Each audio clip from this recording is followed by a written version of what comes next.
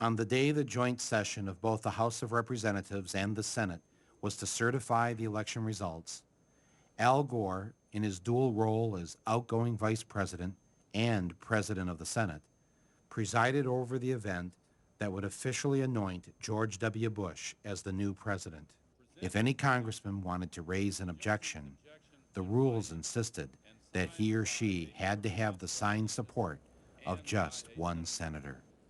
Mr. President, and I take great pride in calling you that, I must object because of the overwhelming evidence of official misconduct, deliberate fraud, and an attempt to suppress voter turnout. The chair must remind members that under Section 18 of Title III, United States Code, no debate is allowed in the joint session. Thank you, Mr. President. To answer your question, Mr. President, the objection is in writing, signed by a number of members of the House of Representatives, but not by a member of the Senate.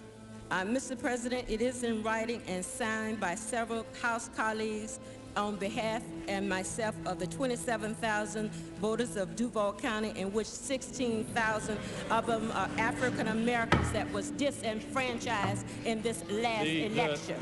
Is the objection signed by a member of the Senate? Not signed by a member of the Senate. The Senate is missing. Mr. President, it is in writing and signed by myself on behalf of many of the diverse constituents in our country, especially those in the 9th Congressional District, and all American voters who recognize that the Supreme Court, not the people of the United States, decided this election. Is the objection signed by a senator? Unfortunately, Mr. President, it is not signed by one single senator. Unfortunately, I have no authority over the United States Senate, and no senator has signed. Mr. President, it is in writing and signed by myself and several of my constituents from Florida. A senator is needed, but missing. Is the objection in writing and signed by a member of the House and a senator? The objection is in writing, and I don't care that it is not signed by a member of the Senate. The chair will advise that the rules do care, and the signature of the senator.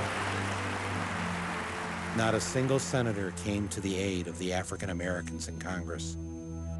One after another, they were told to sit down and shut up.